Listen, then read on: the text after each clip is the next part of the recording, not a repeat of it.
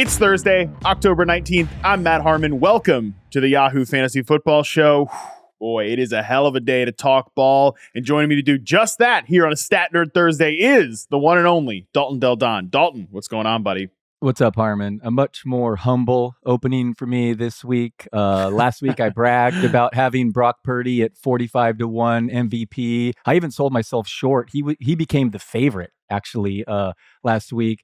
I've made a couple comments about, imagine not drafting a kicker in the third round jokes. I also had the Niners as the only loser in a money line parlay that would have paid handsomely. So it was a rough week for me as a Niner guy, let me tell you. So I sit here humbled and no longer bragging about my Purdy ticket.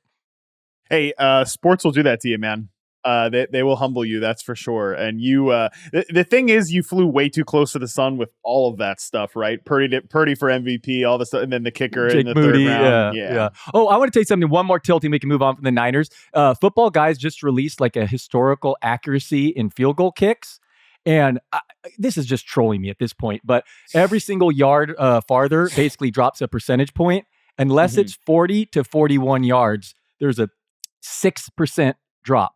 Massive difference between if you're 40 and in or outside. And I was already upset that Shanahan just settled for that kick on second down. Like he could have moved it farther ahead and in the wind. So just more so trolling that he elected for a kick that dramatically there was a difference in him missing. And that wind actually did push that right. But let's move on. Last thing on this, and then we will move on. I just always feel like when you can tell a coach is just getting into position for the field goals at the end of instead of trying to push it into the end zone at the end of a game like that, I just always feel like they're going to miss it. It just seems like you're tempting fate. It seems like you're tempting the football gods. Like, oh yeah, it's so much more percentage wise if we just sit here and play it safe, put it into position and kick the thing instead of taking a couple shots into the end zone.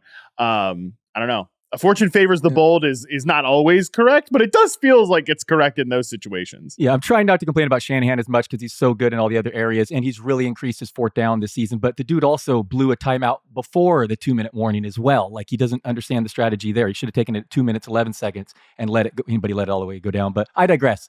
Alas, none of us in life are perfect, Kyle Shanahan included. All right, with that, let's move on to Stat Nerd Thursday. You know what we do here. We give you one stat you need to know for all 32 teams. We go in order of the standings. We start with the worst teams. We save the best for last. We skip the Thursday night teams for our preview at the end. And again, we go in order of the 2024 projected NFL draft order, courtesy of Tankathon, which means for what feels like the 100th week in a row, we start with the Carolina Panthers, who are mercifully on their bye week. We don't have to really think about them this week. But just real quick, I want to check in on the running back situation because I have waved off the Chuba Hubbard stuff. And for the most part, I kind of still think I am. But it is worth noting, Chuba Hubbard averages 2.98 yards after contact per attempt this season. That is 1.5 yards before contact as well. Miles Sanders on the flip side, 2.11 yards after contact per attempt and a mere 1 yard before contact per attempt. I think before contact can sometimes be a running back stat and sometimes be an offensive line stat. These are pretty close.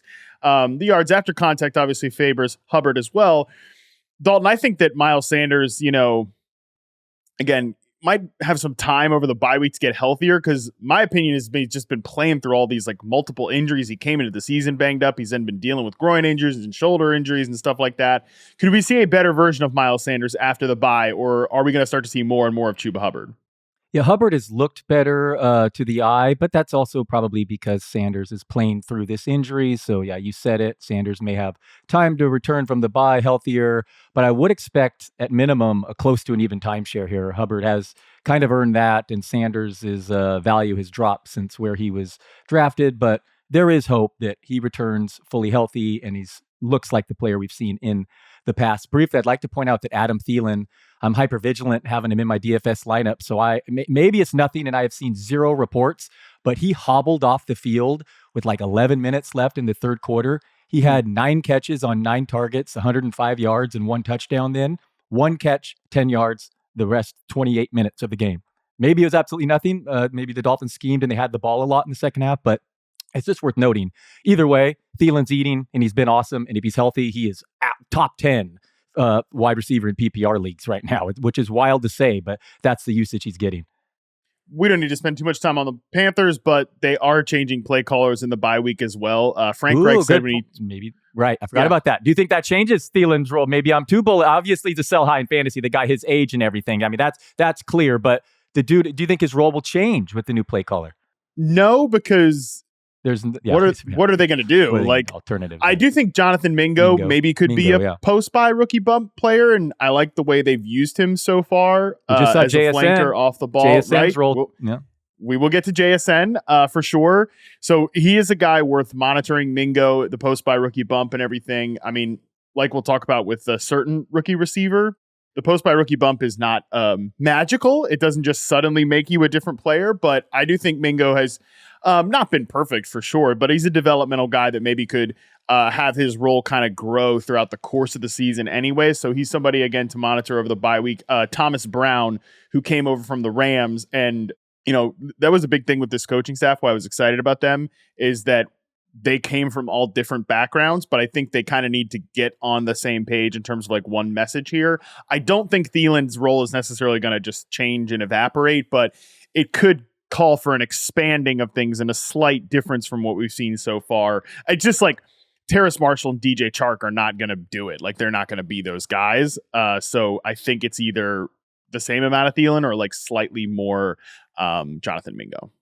Cool. Fair. Yeah. He's been killing it. What a draft pick. If you have him, man. Yeah, way too much time on the Carolina Panthers. So let's move on to another exciting offense, the Chicago Bears. Tyson Bagent threw to DJ Moore 6 times on his 14 passes in relief of Justin Fields last week. 42.9% is the target percentage to DJ Moore there. These were the plays. 1 catch for -2 yards, incomplete. Catch for 18, catch for 24, catch for 4, and then an interception was the final target of the game to DJ Moore there. So I think that's really all we care about with the Bears offense. If Justin Fields, who's doubtful for this week, does not play, is what do we do with DJ Moore? I think at least seeing the fact that Bagent understood the assignment and just throw to DJ Moore, at least that's encouraging. DJ Moore had 2 targets, 1 catch, 7 yards, 0 touchdowns at halftime. So he got all his production from Bagent 0, whom I have had to add in Superflex leagues Tuesday night in Yahoo because I have a lot of Justin Fields. So yeah, very frustrating.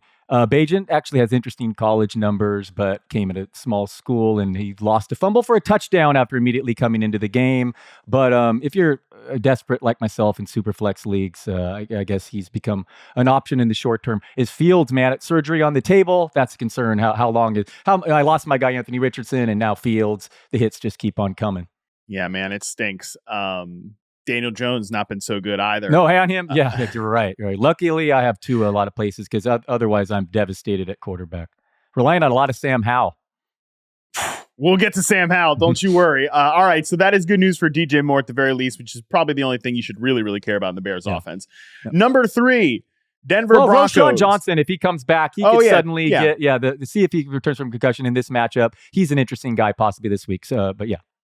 Yeah, no, that's worth mentioning, the running back situation. We'll see if there's any sort of split between Roshan and Donta Foreman there. Okay, number 3, the Denver Broncos. Snaps for the running backs last week for the Denver Broncos. Jaleel McLaughlin, 20. He had 2 targets on 7 routes. That's notable. Javonte Williams, 17 snaps. He led the team in carries with 10, no targets. And Samaje Perine finally played 8 snaps. He had 0 carries, 2 targets on 6 routes. I honestly can't picture a much more messy backfield rotation than those 3 guys right now.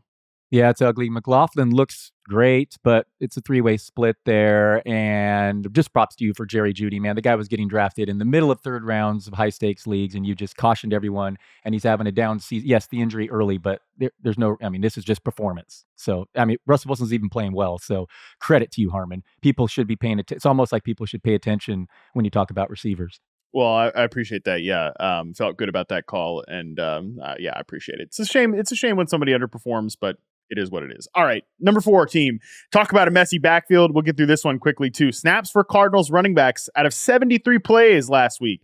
Amari DiMercato played on a team high 32 snaps. He ran the most routes, but it was just 50% of the dropbacks. Keontae Ingram played on 27 snaps.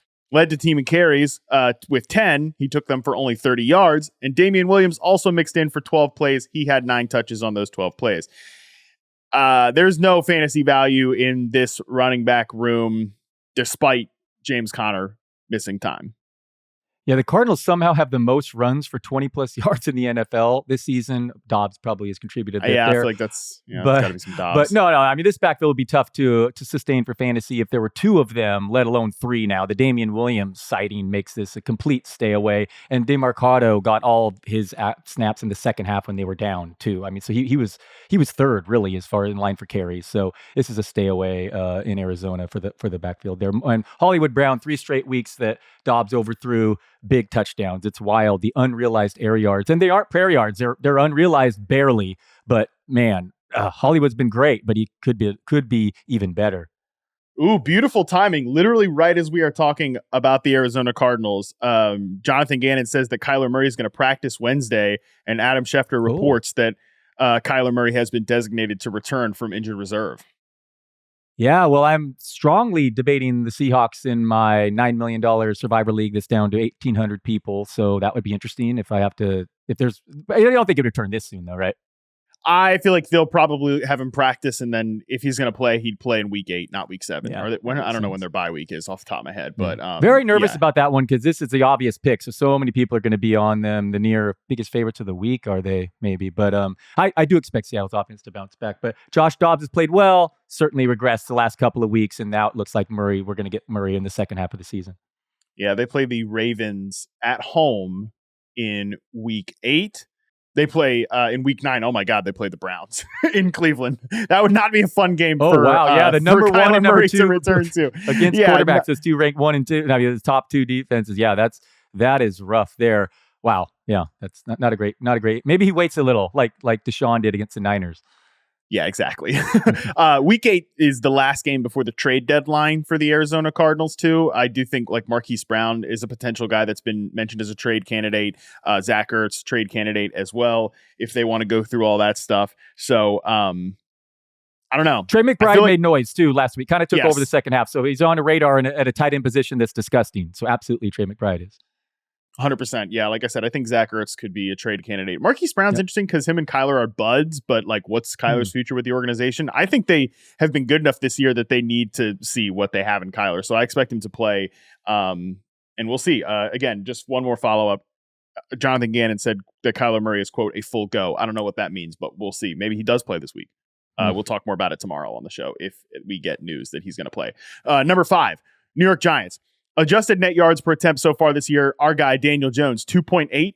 Tyrod Taylor, my actual guy, Tyrod Taylor, that is my longtime dude, 4.98 adjusted net yards per attempt. Obviously, that's not good, but it is a bit of an improvement. Taylor has avoided 6 sacks so far this year, according to Fantasy Points data. He has a 12.5 pressure to sack rate. Meanwhile, Daniel Jones, 31.5. So, Dalton, I don't really know what I'm taking out of this other than I think there's a chance we see Tyrod again this week. Daniel Jones could play. We'll see. I've seen others speculate that this could be a long-term thing for Daniel Jones. All that being said, they get the Washington Commanders this week, whose secondary has been a stone-cold disaster. It's not like there's a receiver that I want to start here necessarily, but I could at least see hey, if Tyrod's going to be out there, who's been more functional right now at this point at avoiding the sacks behind this bad offensive line, maybe I take the over on Jalen Hyatt's receiving prop. Yeah, I like that. And it looks like they fixed it because he obviously didn't reach the minimum. But Taylor ranked number 1 in Next Gen's completion percentage above expectation after that performance, for what it's worth. I have him ranked as the QB 20 this week. So he's viable in Superflex if needed. And absolutely Washington's secondary is a favorable opponent. So maybe Wan'Dale Robinson if you're looking for cheap DFS or you're desperate in PPR. Number 6, the New England Patriots. Ramondre Stevenson in week 6. 64% of the snaps, 53% of the team carries, 18% target share. Dalton, I ask you, is Ramondre Stevenson back? It was especially nice to see that because he left with an injury after hitting his head on the turf. It looked like he might not return, and then he scored. So I don't know. This offense is in dire straits, and Zeke scored a touchdown, stole a goal line score out of the Wildcat there. So yes. You're starting Stevenson because with 6 buys, and you look at the ranks at running back, it's hilarious. It's like rough. Kareem Hunt and Zach Moss might get 30% of the backfield shares, and they're literally top 20 running backs this week. It's pretty wild. So you're starting Stevenson. Yeah, it's a brutal week for the running back position. The New England Patriots are at home against the Buffalo Bills, so we could see another 18% target share if the Bills are able to mount a lead in this one. Number 7 overall team, Minnesota Vikings. Jordan Addison in week 6 tied for the team lead with 29 routes run. He tied it with KJ Osborne. He had just a 16% target share, but a 14.2 average depth of target. I feel like this is going to be the Jordan Addison show as long as Justin Jefferson is out. Like, he's not going to be a look, maybe I'm wrong and he has, 10 targets this week. I think maybe that's possible, but I don't think he's going to be like a 25+% target share player. I just don't think he's ready to be that guy yet, but he's going to get targeted down the field and that could lead to some positive variance for him. I've expressed my concerns about him against press coverage and physical outside corners. That does not seem like a good matchup against your 49ers on Monday night. Yeah, Niners are a weird defense because if you look at their DVOA, they look like a total run funnel. They've actually struggled a bit there this season, but game script has dictated them. Opponents have the third most pass attempts against them this season, so it just results in volume. So I could see Addison getting those 10 targets you suggested. But do you think is this a press coverage type matchup that one should worry about? But I think you're rolling with him here regardless. But is this a particular one? I don't think he's like a must start. I mean, there's so many guys on bye that maybe I'm wrong about that, but I think he's like going to be a wide receiver 3 flex that you debate every single week. And that feels like the case against this. His ECR is the wide receiver 28. That's where I have him. So sure, your team might have 3 better receivers, but it's still borderline top 25. I think it's solid indoors on Monday night in a game. They're 7-point dogs. Yeah. I think it's a nice setup here. They're not going to be able to. I look, Madison, the Niners can be ran on, but is Madison going to do it? He couldn't even run on the Bears. So I think the setup here is for Captain Kirk throwing 40+ times. God, I think that's going to be set up for Captain Kirk to get drilled into the ground 8 times. I don't know. I think this game could be a bit of a bloodbath. I just think the Vikings are really going to struggle on offense at this point. Okay. A blitz-happy defense like this that does play passive coverage, I feel like this could be a game that, like, offensively, even if there are some injuries, offensively, I think it's a good spot for the 49ers. All right, number 8 team, Tennessee Titans. They're also mercifully on their bye. Malik Willis has a 57.1% converting pressures to sack rate, according to Fantasy Points data. The sack kings this year, Sam Howell and Daniel Jones, they average like 32%. So, I'm sure Malik Willis is going to be better than he was as a rookie, but I just don't need to see Malik Willis play. Maybe he can be a cheapy fantasy option, right? Although that was a disaster last year, but I just hope that the Titans are going to use their bye week to like just get Will Levis ready and let's see what he's got. Not that I'm excited about Will Levis, by the way. Not that I'm excited about Will Levis. I think that's probably for the future of the team. That's probably for the best. Tannehill's been bad this year, but the alternatives could be worse. So let's hope his ankle injury is not severe. And you're right. It's a perfect time to get Levis some snaps here because those are untenable sack numbers from Willis. Yeah. All right. Number 9 here, Green Bay Packers. The Packers are 15th in rushing success rate so far this year. Basically using this to ask, like, coming off the bye, what are your expectations for Aaron Jones? Yeah, and a terrific matchup against the Broncos. It just comes down to health, and we're guessing there. I think they kicked the tires on a running back over the bye too as well. So I don't know. Just hopefully, if Aaron Jones is healthy, he could easily be a top 10 fantasy back in this this week in this matchup.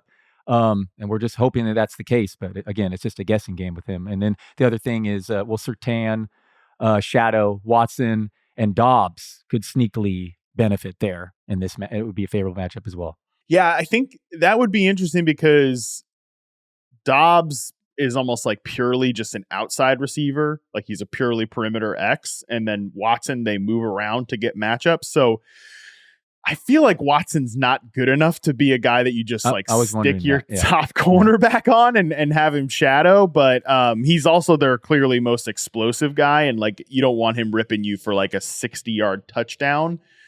I don't know. That is an interesting one to consider. So I'll probably have to think about that more and hit on it with the matchup show tomorrow. But that's a good note, Dalton. I would just say that Dobbs, like I said, is a purely perimeter X receiver for the most part. And he might end up just seeing more of Surtain. Okay. No, I will look forward to listening because he's absolutely a DFS consideration in that matchup. If you get, if it works out right, it's one or the other. I mean, if Surtain's shadowing him the whole game, it's Yahtzee, and if he gets 60% Surtain, it's the opposite. Yeah, well, that's kind of the Christian Watson experience, anyways, right? Where it's it's the volatility either way. Number 10, Los Angeles Chargers. Quentin Johnston ran a route on just 44.2% of the dropbacks on Monday Night Football. That was the fourth most on the team. Other players over 10%. Gerald Everett, 55.8. Donald Parham, 26.5. And Keelan Doss, 14% routes per dropback. Yeah, we know that he was the target on the interception where I had talked about it. It's on the Zero Blitz podcast with the exempt list with Charles McDonald this week. So everybody should go check out our NFL podcast too, by the way. We talked about this play, which like Charles said, like if we're going to keep it a buck, like that was probably pass interference by Gilmore, but also like Quentin, don't get muscled up like that. But that's kind of the Quentin Johnston story. It was kind of my retort to Charles. So you can listen to the full podcast there. But regardless, disappointing debut off the bye for Quentin Johnston. Like I said, he was the guy I mentioned that it's not like just magic, right? Like you sprinkle the post-bye rookie bump on him and he becomes a different player. I don't know. I'm pretty nervous. I'm not going to say like we're nervous about Johnston's career, but my hopes that he could be like a fantasy factor were already pretty low, and they're not getting higher at this point. Yeah, the Cowboys have shut down fantasy receivers all year, but I was using him in lineups thinking, he was going to get a lot more action. I thought that game was going to be higher scoring. You totally called it. You nailed it. The score identical. And Johnston looks like a stash at best right now, and that's with Mike Williams out for the season. Kind of like my guy JSN, a couple of rookie receivers that have just totally failed to meet expectations. Yeah. I think it's going to be a minute. He's not ready. He doesn't look close, right? He just doesn't look close. Yeah. All right. Number 11, New Orleans Saints. We're going to skip them for Thursday Night Football. Number 12, Atlanta Falcons. This one comes in from Mark Dankenbring of Establish the Run. Drake London's 42 targets rank 13th among wide receivers since week 2. You throw out his one target game in week 1 and the volume has absolutely been there. I want to make this point to people that like Drake London is pretty much, I think, a solid wide receiver 2 going forward. And I still see him in like rest of season rankings way too low, weekly rankings way too low. I get that it's not going to be perfect with Desmond Ridder, but I think he's a guy you could trust at this point. The Falcons, I believe, have attempted more passes than runs in each of their last 3 games after the opposite of that to begin the year. Either way, they were throwing more than in previous games. And Drake London had multiple Mosses last week. He was awesome. Yes, it was a good matchup at home against Washington, but oh man, love the Drake. He's awesome. He deserves double-digit targets every single week. Kyle Pitts, it's very frustrating since I gave up on him in a shallow league and he's put up back-to-back top 10 finishes at the position. But man, on that 19-yard catch last week, it was evident his knee is not right. I mean, he can still put up the numbers. Their fantasy usage and tight ends is hilariously number 1, and then Kelsey's number 2 this season, or whatever it was with last month. But Kyle Pitts doesn't look 100%. He can still be productive. Drake London, love to see that guy get 10 plus targets. He's awesome. Yeah, and he's Bijan awesome. Robinson, the rush share. Yes, it's frustrating for everyone. Crazily frustrating. Yeah, for sure, man. But I do think Drake London at least is back on track. We'll take what we can get from the Falcons offense. Yeah. Desmond Ridder's maybe you've heard, first career home loss since high school, 31-0 last week. Seriously, that was one of the most brutal performances of the year. Those 3 interceptions, Arthur Smith's reactions. It was bad. Yeah, they're the team that I wish could get Kirk Cousins. I don't think it's going to happen, but I think Kirk would be perfect in this system. I don't think it's going to happen, but alas, we can at least talk about it. He'll probably be their quarterback next year. They'll sign him in free agency as like Arthur Smith's last-ditch hope to get his offense going. Number 13th overall team, Houston Texans. They're on their bye week. Their week 5 running back usage here compared to last week is interesting. So week 5, Dameon Pierce was on the field for 56.9% of the snaps, and he had 87% of the team carries. Devin Singletary was on the field for just over 29% of the snaps in week 5, and he had 0 carries. Flip that in week 6. Dameon Pierce, 35% of the snaps, 41.9% of the carries. Meanwhile, Devin Singletary has a team high or a backfield high, 51.7% of the snaps, and he has 38.7% of the team carries. What do we make of this, Dalton? I've been saying like it'll happen at some point for Dameon Pierce once the offensive line gets healthy, but this is a really concerning mark going into their bye week, and I'm kind of ready to believe anything about what's going to happen coming out of the bye. Yeah, I made the joke. Might call him his buy low window in fantasy is just going to remain forever open, and I was the one screaming he is too because it all looked like the underlying stats pointed to him taking over the backfield. The opposite has occurred. He made an awesome run last week, I believe in the second quarter, to get down to the one, an angry run. You could see that player that we all loved last year still somewhere in there. But just ironically, he's in a much better environment this season, but he's putting up much less fantasy production compared to last year. CJ Stroud, this offense, arrow up, but given this usage, his fantasy value is a flex usage at best. I kind of wonder. I just wonder if he's like not their guy. Right. Different coaching staff. Maybe they just don't love the way he. I mean, he's obviously a really fun runner to watch, and he's like a really powerful runner. He's like. The term finish is often kind of like, oh, finish, whatever from what offensive line play, but he finishes runs, obviously. But we'll see, man. I think that's pretty, I don't know. We'll see what happens with Dameon Pierce. Like I said, I'm kind of ready to believe anything. Number 14 overall team, Las Vegas Raiders, Davante Adams, weeks 5 to 6, 91% of the routes. That is a team high. Unfortunately, has just a 14.3% target share, which is tied with rookie tight end Michael Mayer behind Jacoby Myers. And he has a 17.9% of the air yards, which is tied with Michael Mayer, the rookie tight end behind Jacoby Myers. Is this a 2-week blip for Davante Adams? Is he not healthy right now? What's going on in this Raiders passing game? I wish I knew the answers, but it's clear that Jacoby Myers is going nowhere, and he's at least going to get cut into Adams. Is no longer the alpha target share we're accustomed to. I think that Myers is definitely here to stay. Quarterback situation remains a question mark. It sounds like Jimmy G escaped a serious injury, but he may miss a week. Michael Mayer is the story here. Adam, if you need pretty much in every fantasy league, if you need a help at tight end, and who doesn't? It's not going to be as good as last week, but it looks like he'll take over. Dude was highly productive in college, so indoors concentrated targets. What if one of the two receivers goes down? Yeah, Mayer needs to be added in competitive fantasy leagues. All right, number 15, Indianapolis Colts. Jonathan Taylor took over the backfield lead in expected fantasy points, according to Fantasy Points data, 16.1, over Zach Moss, who was not that far behind, though, at 15.6. Tough matchup for both guys going against the Browns defense. I think Gardner Minshew's got to be having nightmares about going against this defense this week. But are both Jonathan Taylor and Zach Moss like on the starting radar in fantasy? Certainly this week they are. Moss deserves a ton of credit, man. He ran all over Tennessee. He's looked just awesome this season. He's been the number 5 fantasy back per game, despite facing a difficult schedule, having multiple QB changes, and sharing the field with Jonathan Taylor the last couple weeks. He's 7th in rush yards over expectation this season, Zach Moss, sandwiched between Bijan Robinson and Raheem Mostert. But now he gets the 2 toughest run defenses in the league in Cleveland and New Orleans the next 2 weeks. And Jonathan Taylor is one of the 3 best running backs in football. He just got a huge contract.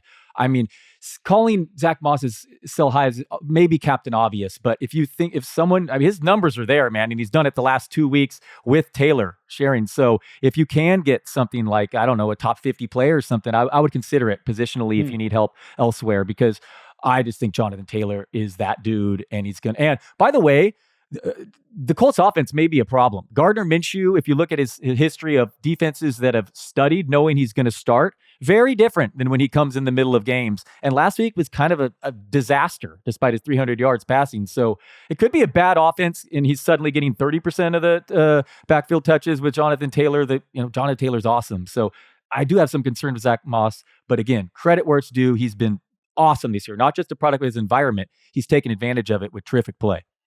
Yeah, I feel like he's done way too much to just be completely iced out by Jonathan Taylor. Like he will, and frankly, it's good for teams to have a second pitch in the backfield. Sure. So it's probably a good thing for Zach Moss to remain involved. But I'm with you on the Gardner Minshew concerns. I think Gardner Minshew is a fine backup quarterback, but I think because he has facial hair and cool hair, and he was a surprising rookie, he's still kind of a little overrated. He's perfectly capable of tanking this offense, is my opinion about that. Yeah, your guy Pittman keeps seeing the target share. Same with Downs, but I do worry about the offense. But yeah, so Moss has been a great pickup for sure, but there's concern moving forward. But you might be right. Maybe he's just so good that they 50-50 it the whole way for the rest of this year. Yeah, I think that's very possible. Let's talk about number 16 here, Washington Commanders. Sam Howell is on pace for 96 sacks this season, and that went down after last week's game. Dalton, that is absurd. I know you're a Sam Howell guy. I appreciate some of Sam Howell's game as well. but bro, 96 sacks is impossibly bad. It's like sacks are drive killers. Like if you take a sack, your drive is just almost like very unlikely to be a success, essentially, if you take that sack, right? And like when we're talking about what's wrong with some of these guys in Washington's offense, like look no farther than, I mean, Sam Howell has more yards lost to sacks than Jahan Dotson has receiving yards this year. Washington's wild. So Howell's on this crazy pace, and he only attempted 23 passes last week. I'd imagine that's the lowest in the league for that week. Crazy stuff going on in Washington. Curtis Samuel has outscored Jahan Dotson in every game this season in fantasy. He's somehow been a total complete afterthought bust, with Washington among the league leaders in pass rate over expectation, as we discussed last week. And that's with Terry McLaurin seeing zero red zone targets this season. Did you realize that? Scary Terry. No, I did not realize that. 0 red zone targets. And that's with McLaurin dealing with turf toe the first few weeks of the year too. So Dotson's just been one of the wildest busts with no excuses whatsoever. And I'd like to see Scary Terry get one look in the red area there. But that's been an issue for him, fantasy managers this year. But the targets have been there, and it's a great matchup this week with Adoree Jackson, beatable. Jeez, bro. I mean, it's so bad. I'm trying to look. Yeah, he had like a 44% target share last week, 11 targets in 23 attempts. But the dude has not been targeted one time inside the 20-yard line this season. Yeah, Washington right now, 1, 2, 3, 4, 5, 6. They're sixth worst in plays per drive overall. They're in the bottom half of the league in yards per drive. Like, it's not a good offense. And they're kind of middle of the pack in drives that end in a score.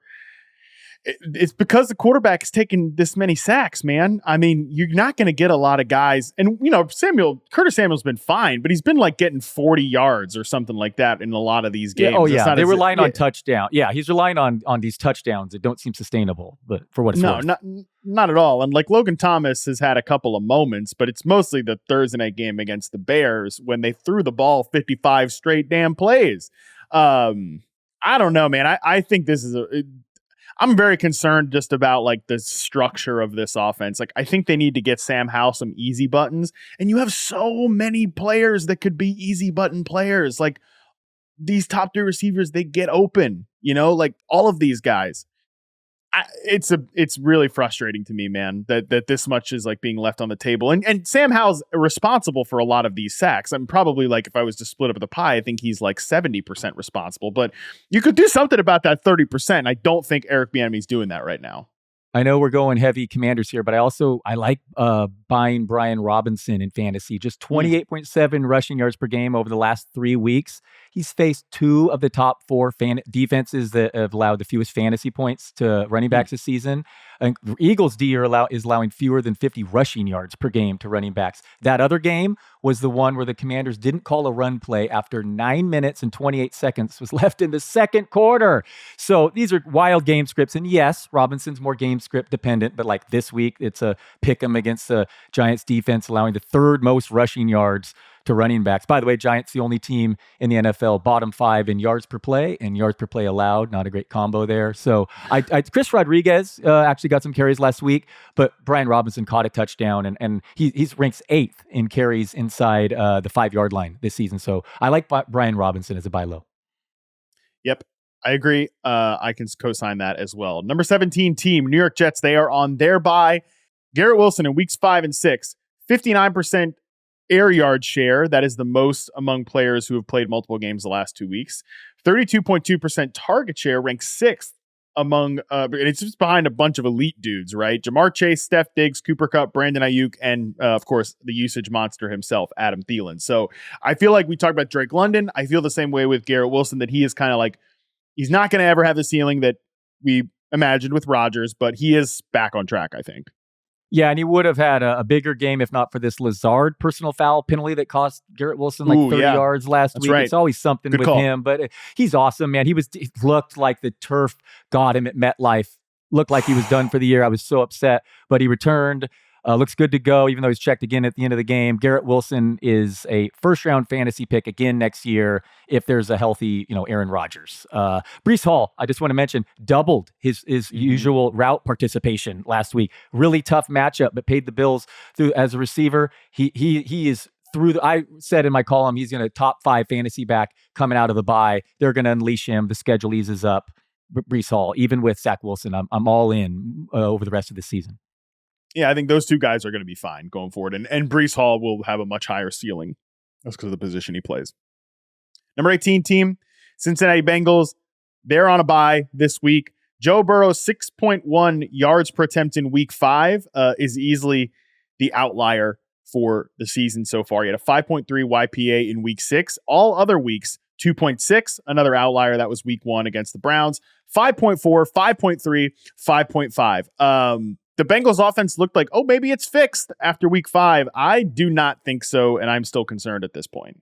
Yeah, I understand it's silly if you play the if you remove game, but if you do take away that 63-yard touchdown to Jamar Chase against Arizona, he only got 5.6 YPA that game. And he entered with the lowest YPA ever for a quarterback, 150 plus passes into a season. So on the other hand, he did this crazy scramble last week where he ran around in the pocket for 10 seconds, and it's clear his calf is feeling better, and T. Higgins should only get healthier, and Jamar Chase is leading the league with wide open targets by a mile, wearing the 7-Eleven jewelry.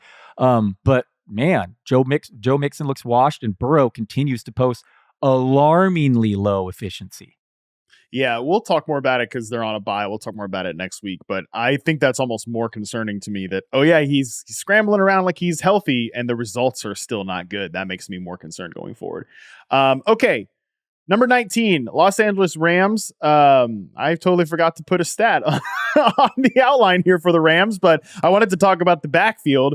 Jeremy Fowler reports that Kyren Williams has an ankle injury. He's expected to miss multiple games. He should return by week 11. With that note here, here's the snaps last week in the fourth quarter for the Los Angeles Rams. 12 snaps for Kyren Williams, 5 for Zach Evans. He had 27.8% of the snaps. He had 4 for 12 as a rusher in the fourth quarter. He obviously played last week, but they signed Darrell Henderson. They bring in Myles Gaskin. What is this running back rotation going to look like, Dalton, even if we cannot possibly know the answer to that? Kyren Williams had 2 carries at halftime last week. Looked like a DFS bust. Finished with an NFL high 158 rushing yards and as the number 2 fantasy back. What a turnaround, but suffered this ankle injury late. Is Zach Evans' season? I mean, it's probably going to be a committee with Royce Freeman, Myles Gaskin, but Zach Evans is the guy to add on your waiver wire. There's some interesting college profile there, so he's the guy with upside. Ronnie Rivers is out multiple weeks too, and it sounds like Kyren, unfortunately, is going to be multiple weeks as well. An awesome passing offense that Stafford's due for 1 million more touchdowns moving forward. So Evans is the guy to stash and maybe use this week if you need him in a week with 6 buys. Yeah, I added him in a couple leagues just where I could afford the waiver budget, right? Because there's a chance he takes over the backfield here. There's a chance he looks really good. I know Matt Waldman really liked him. We talked about him on the podcast way back before the draft. Right after the draft. So there's a chance that he looks good here and, continues to sort of earn a role. And how often are you going to have a potential starting running back on a good offense? So take your shots, right? I don't think, but there's no guarantee that this turns into anything at all. If Evans and Kareem Hunt are both available on your waiver, whom are you picking up first? I think Evans. I prioritized Evans. And I think the path to it's funny because I think if you're just trying to hit a double, I think Kareem Hunt is more likely to hit a double. I think Zach Evans could be either he could be a home run. He could lead back in that system. What if he does get all the carries? Absolutely. Kyren Williams is not even that great. Look at his efficiency numbers. They're bottom of the league, and he's top 5 fantasy back. And he's a space back, right? Which maybe they just want a space back in this offense where they're throwing the ball a lot and it's working well. But honestly, dude, they need probably somebody to take some more grinder carries here. Ronnie Rivers is not going to be that guy. They just signed Darrell Henderson out of nowhere. Royce Freeman's been in the league forever. Henderson too, though. Yeah, I just think that there's a chance that he could be that guy. And yeah, home run, sure, but like he could also be a strikeout, So there is that.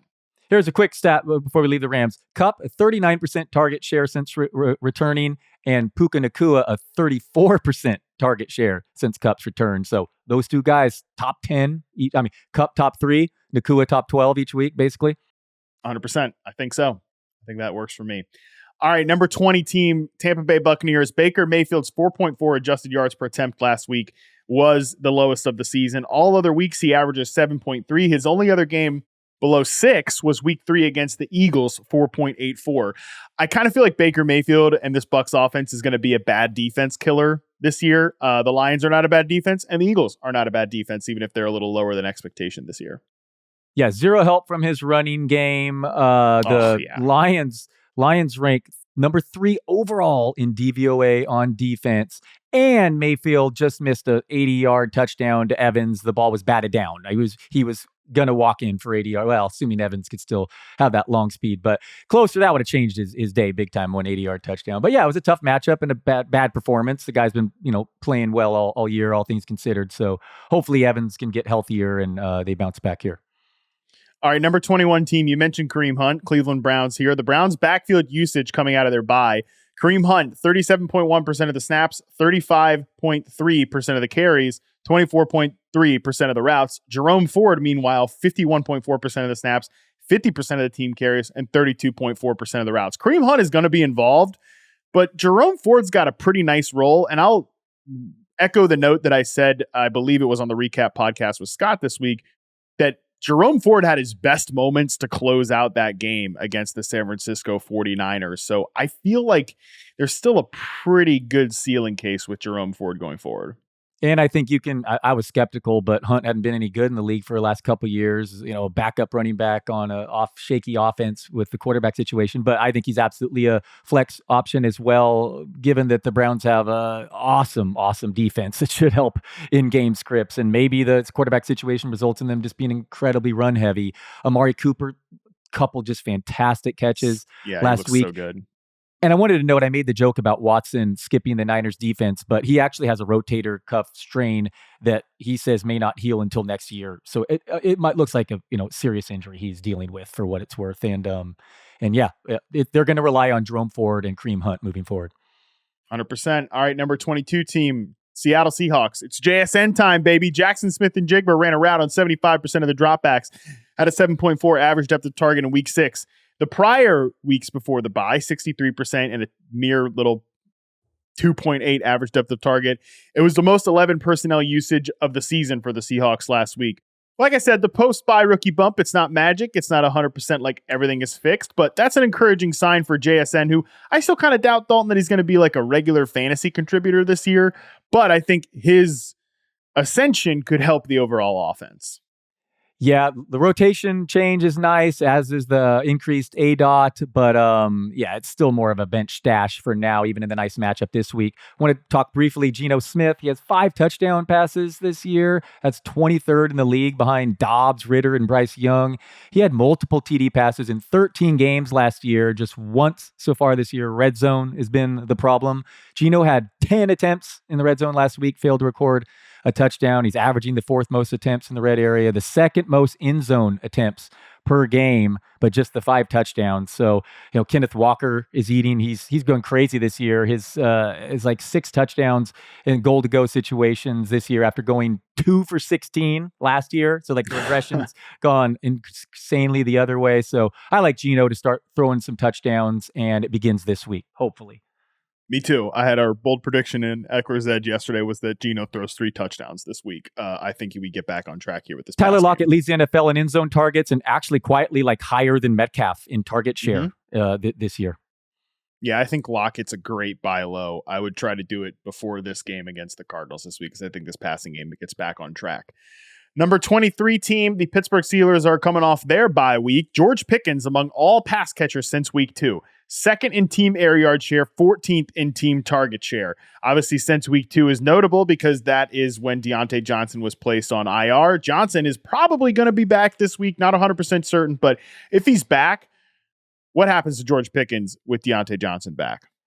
It's a great question. I was worried about him because I thought he was just going to run those same go routes. It's tough to get fantasy production consistently, and it seemed to be that was the way late in the preseason games. In the first half, when the Steelers were facing the Niners week 1, I believe it was the same.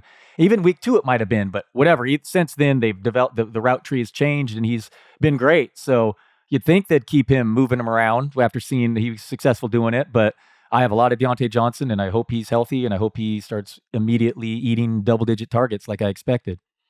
Yeah, I mean, the role is fine for Pickens. I charted the last 2 weeks, the Texans and the Ravens, so like a bad statistical game and a good one. 28.4% go routes, 10.4% post routes, 11.9% corner routes, like those vertical routes that we're talking about here. So I mean, they are doing a lot of more over the middle stuff. Like they're not doing a lot of stuff breaking to the sideline with him. So there's a good amount of dig routes, good amount of curl routes, good amount of slant routes. That's awesome. He's still primarily going to run deep routes because he's really good in those tight coverage catches there. Although he's not been great this year, but he was really good against the Ravens in that regard. So my instincts are to think that Pickens is probably still going to be like a volatile guy, like sort of in the Mike Williams bucket.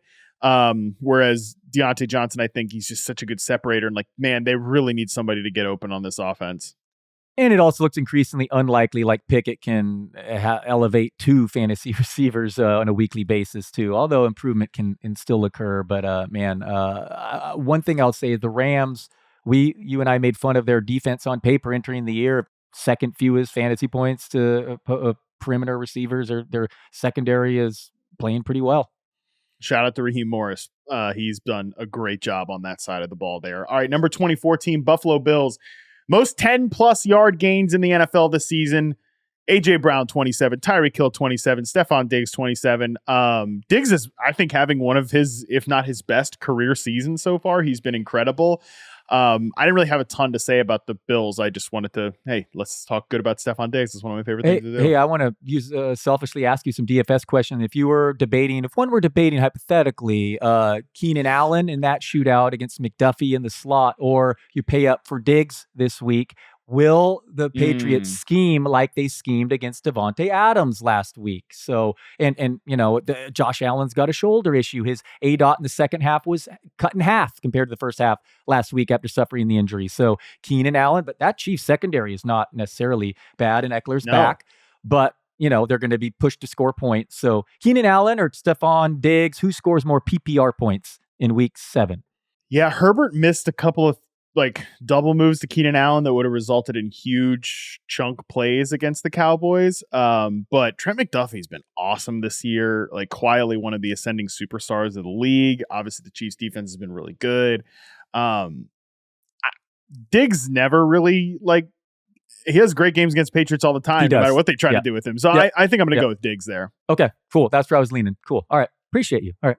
That's what I'm here for. I'll probably be wrong. So there you go. All right. Number 25 team, Dallas Cowboys. They're on their bye week. But just wanted to note, in week 6, Dak Prescott 7.0 air yards per completion was the highest of the season by over a yard. I have said that the Texas Coast BS offense, don't care about that. Let's push the ball down the field a little bit more. And obviously CeeDee Lamb it being hyper involved is great to see. And even Brandon Cooks showed signs of life. Yeah, and Dak Prescott also ran more than he has in a while. Looked good back there. Finished with, I think, the highest PFF grade this week. And good. It's good to see for him. And yeah, that's really all I have on the Cowboys as well. Jake Ferguson continues to have way more fantasy usage than actual production, and Tony Pollard getting caught from behind. But Jake Ferguson is killing it in your expected fantasy points league. That's for sure. No doubt. Number 26 is the Jacksonville Jaguars. We'll skip them just for a moment before we get to Thursday Night Football. Number 27, Baltimore Ravens. Lamar Jackson is Pro Football Focus 4th highest graded quarterback this season. He's trailing only Tua, Goff, and Josh Allen, and he's second in overall offensive grades among quarterbacks. PFF grades aren't everything, but I think this just goes to show the point that Lamar Jackson is playing better than his stats would indicate.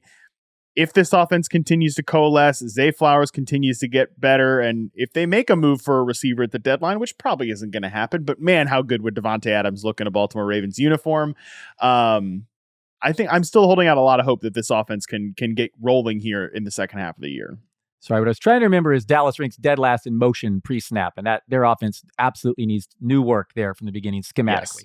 Yes. Baltimore, something isn't quite right with them. It doesn't feel like they keep winning, and you look at the underlying stats, actually very impressive. They're a legit, top 5 NFL team, but I don't know. Odell Beckham and Bateman can't get going. The running back situation. Where do we stand on Zay Flowers? The targets and usage look good, but I don't know. Where are we with Zay? I think he made a handful of rookie mistakes, but he's also been really good. I've been very encouraged by what I've seen with Zay Flowers. I think wheels are up on him.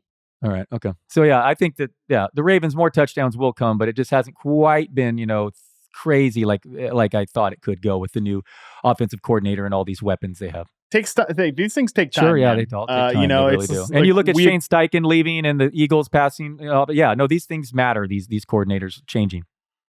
The Ravens bye week isn't until week 13. I kind of wish it was a little sooner to kind of fully get things rolling here, but I feel like we'll see the best of the Ravens offense probably in like late season and the postseason if they can make it there, which doesn't really super much help your fantasy teams, but it is, I think, probably what's going to happen here. Well, I'll be spending my Christmas Day watching them, 49ers Christmas Day that night. Oh, what a matchup. Man.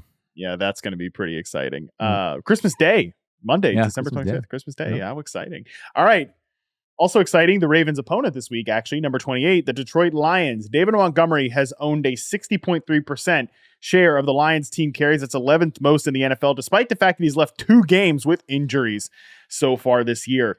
I say this because I'm curious, Dalton, what's going to happen now that David Montgomery, the centerpiece of the Lions offense, I'm kidding a little bit. It's mostly Jared Goff and Amon-Ra St. Brown, but he's been a huge piece for them. What happens now that he's going to miss a few weeks here? Extra frustrating injury because he didn't do anything before leaving early in the second quarter. Just a total 0 for your fantasy back there. Jared Goff, I'm done citing their home road splits. Super impressed with him. Lions are 13-3 over the last 16 games. They are absolutely legit.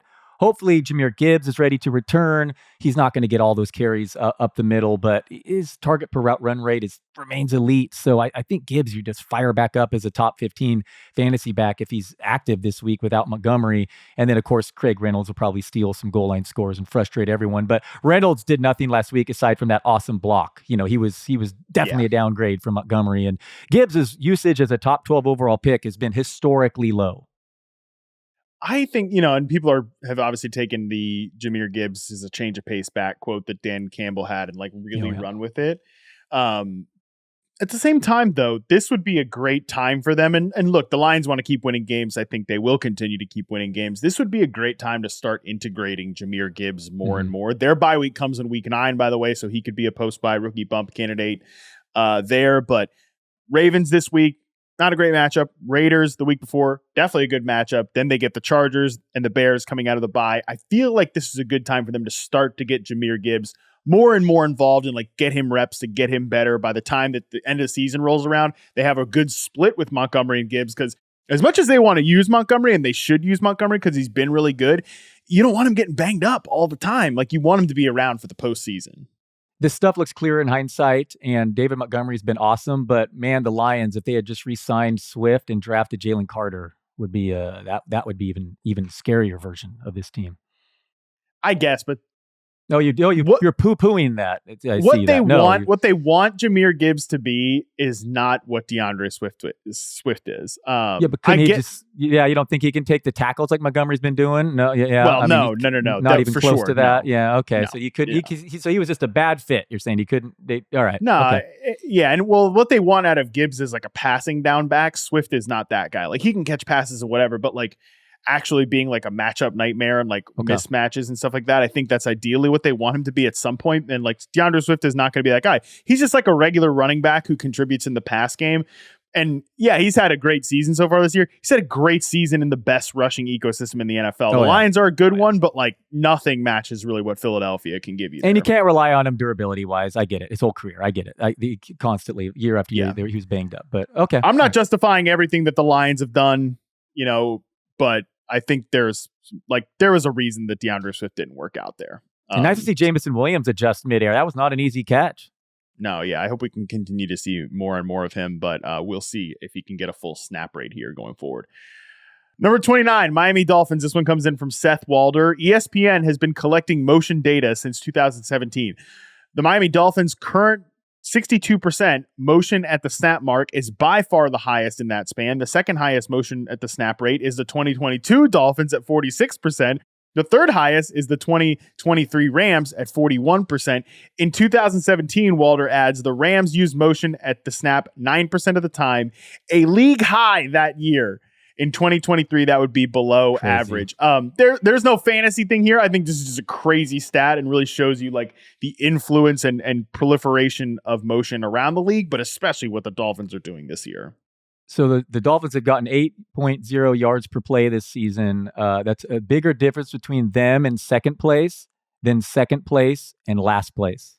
Wow. Please. I mean, you know how crazy that is? I mean, this is wild. So why don't all teams do this? Can you help the listener, the layman like myself?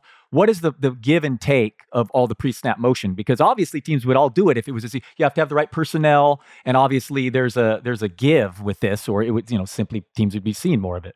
I think more teams should do it. Not all quarterbacks like it, right? This was a big thing in Green Bay where Aaron Rodgers did not want a lot of pre-snap motion because he wants to get up there, see the picture, and be able to like audible and hot routes and stuff like that. And if you got guys like motioning at the snap and you've got to do all that stuff, it takes time off the clock. Sometimes, teams want to play with more pace, right? That's one thing. Like all these Shanahan coaches all have like a low snap, like low pace, right? Like, and all that stuff. A lot of it is because they got to play slow because they need to do all this motion stuff, right? If you're getting up there and you're doing no huddle, you can't necessarily do all of this stuff. So I think a lot of it is a quarterback thing. I'm sure some of it is personnel too. You need to have somebody that defenses actually respect, right? There have been times too where the Packers were using like, oh, Amari Rodgers is our pre-snap motion guy. Well, okay, we don't care about Amari Rodgers. We care about like Tyreek Hill. Yeah, well, and that's one thing too with Miami. It's like, okay, they have the fastest freaking guy on the field who also happens to be a great pure receiver. It makes it really so much more difficult there. So I think the biggest thing is it's personnel. Some coaches just don't want to do it, and definitely like it's a quarterback thing too. And certain guys, I think Dallas you mentioned is the lowest. I'm curious, like if you ask Dak Prescott, maybe somebody has, and I don't know, like. He's a guy that has gotten a lot of praise from like real quarterback dorks the last few years as a guy who gets up there and gets them in the right spots and like is kind of, I think I've even seen like Ben Solak. I'm not calling Ben Solak a quarterback dork, but I've seen him say that he's like the closest thing to a modern day like Peyton Manning because of what he does pre-snap. Well, if you've got guys doing the pre-snap motion stuff, you're not going to be able to do the quarterback adjustments pre-snap. So it's a give and take there. And I hope you enjoyed the Chris Brooks experience as much as I did. Not only did he play behind Salvin Ahmed, but then he injured his ankle during garbage time, therefore ceding the touchdown to Ahmed and leaving the game. But what a performance from Mostert. Just a beast. I think you look at the touchdown leaders per team this year, the Dolphin running backs rank 5th in the league, ahead of only just behind only 4 teams of total touchdowns. It is a wild offense that's fun to watch. Let's all enjoy it while they're healthy. This is not just a good team. This might be a special offense. Like, I mean, I don't know. Is the wrong team favored Sunday night? This is a really, really, really, really awesome looking offense. Their defense definitely questionable. Echo everything you said there. That's a game I can't wait to watch on Sunday. What a freaking treat. I'll just say on the Chris Brooks experience, I forgot Chris Brooks existed before you just reminded me that the last time I thought about Chris Brooks was the last time you mentioned him until just now. Yeah, so. Good. Well, you were better off. Okay. Number 30 team, San Francisco 49ers. 49ers running back snaps in the fourth quarter. Obviously, CMC got hurt late towards the third. 10 snaps for Jordan Mason, 2 snaps for Elijah Mitchell. Kyle Shanahan poured some cold water on this, though, Dalton, by saying, oh, Mitchell, he didn't practice and all that stuff. He hadn't been totally healthy yet. But I'm curious, as a 49ers fan, what's your instinct on, is CMC going to miss Monday Night Football? He better not, dude. I'm going to be so upset if he does. That's my bias there. And if he does, if the event where I have to puke all weekend and he does miss, which running back is the guy here? We're getting mixed signals as far as Mitchell and Mason. I do believe it had to do with the fact that Mitchell had only returned to practice late last week, and Shanahan says, he deserves it. He loves Mitchell when he's healthy, but I mean, you're also relying on Mitchell staying healthy for 4 consecutive quarters there too. So I don't know. I'd honestly cop out and have like Mason and Mitchell ranked back to back. So just if you have both of them, I don't know. They're both flexes at best if obviously if CMC returns, which we're all hoping for. It sounds like it's a pain tolerance issue, unclear rib, cartilage, both, but oblique. But yeah, that last week he returned for 1 play, then immediately exited for good with a jacket on. So it was very painful for him then. And the offense really misses when you lose him, Debo, and Trent Williams in a walking boot in a tough matchup against Myles Garrett. Tough. That was not an ideal setup against a defense that's allowed the fewest yards in NFL history over their first 5 or 6 games. So yeah, we're just guessing on McCaffrey's health right now. Hopefully he's good to go. And if not, hopefully he only misses 1 game. And then if I had to pick, I'd say Jordan Mason. Both Mason and Mitchell need to be stashed in all fantasy leagues, though. Yes. You saw Mason immediate touchdown run despite that environment. I mean, this is still a terrific environment without CMC. So both those guys. I think Mason can it was play, a good too. reminder. He can play. And Mitchell can play, too. It's a reminder. Both those guys are one game away from being must starts in all fantasy leagues. So definitely grab them, especially with Debo banged up. Yeah, agree. All right, number 31, Kansas City Chiefs. The Chiefs routes run in week 6 back on Thursday Night Football. MVS leads the team, with 31, but he only ran a route on 67% of the dropbacks. Everybody else, Kelsey, 30, Noah Gray, 19, Justin Watson, 18, Rashee Rice, 18, Sky Moore, 17, Kadarius Toney, 13. Nobody else ran more than 10 routes among the wide receivers and tight ends. Justin Watson's banged up. He's going to miss some weeks here, though. Does this open up an opportunity for guys like Rashee Rice or anyone to step up here? Oh, the underlying stats are so interesting for Rice, but I know, as you pointed out, he's running the same route, and it's just, he's not on the field a lot. So yes, the target per route run rates might be high, but the volume, still lacking there. He's the guy you're starting, though, among all the receivers if you need him in DFS or otherwise. Pacheco, his increased usage each week is so encouraging, and I know they're home favorite. So I like Pacheco as a borderline top 12 guy right now. Me too. I completely agree there. Would love to see this receiver room get mixed up here. I just can't with MVS, man. I can't at this point. No. All right, number 32, Philadelphia Eagles. Jalen Hurts ranked 16th in adjusted net yards per attempt among quarterbacks with 60-plus passes this year. This passing offense is just off, man, and I don't really know what else to say about it other than I don't think Hurts has played his best ball so far, and they're breaking a new coordinator. We know that. Devonta Smith had a couple brutal drops, missed contested catch situation against the Jets, so there's some of that going on too, but I feel like the Eagles will get right at some point. Yeah, I wrote about Devonta Smith in my numbers do lie column. He's the wide receiver 39 this year after finishing top 10 last year. He was a second-round fantasy pick in all leagues. Second most unrealized air yards last week when you mentioned it. That was a bad drop. That would have changed his whole fantasy day. It's clear A.J. Brown has seized the wide receiver 1 role there. Smith's target rate's gone from 26.2 to 18.9 this year. He's still top 12 in air yards. My recommendation was to talk up the Julio Jones signing and try to buy Smith. The fantasy playoff schedule for the Eagles: at Seattle, home for the Giants, home for the Cardinals. Can't really draw it up much better there for past opponents there. So I like Devonta Smith to turn it around here, but it's undoubtedly been a struggle without Shane Steichen. Yeah, I've been making this point on a ton of shows that these number 2 receivers, the 1B guys, have just been bad bets in fantasy so far. T. Higgins, Waddle, they're trying their best to get going, and he's going to go in there. But that offense is scoring 1 million points. If you look at it that way, it's kind of been a disappointment too. But yes, the wide receiver 2s have been bad investments so far. All right, Thursday Night Football here. Jacksonville Jaguars at New Orleans Saints. The Saints are 1.5 point favorites at home. 39.5 point total, which has been bet down. My stat for the Jaguars: 12th in offensive success rate, 17th in EPA per play.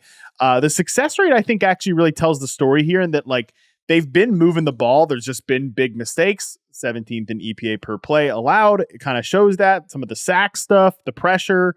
I wouldn't say Lawrence has really taken the step this year either. I wouldn't say he's regressed. I just wouldn't say he's taken a step into the next tier of quarterback play. Christian Kirk, Calvin Ridley, those guys are fine. They're going to be up and down because receivers are up and down, but I think both those guys are playing really well. Travis Etienne is playing well. So Jags offensive check-in as Trevor Lawrence is dealing with an injury heading into this game. Etienne's a beast. Lawrence's injury, the key here, assuming he's good to go. Not the easiest matchup here. And not sure if you noticed, but the Yahoo DFS, we have Christian Kirk salary higher than Calvin Ridley. Yeah, man. I mean, the usage since week one is pointed that way. I'm personally not super pumped about that. So maybe I drafted a wide receiver too in the second round also. Like those other guys, when they were drafting Higgins, I thought, why are you drafting wide receiver 2 and I can take Ridley? But apparently I was doing the same. God, I must have had this conversation. It must have been on Monday's podcast with the preseason.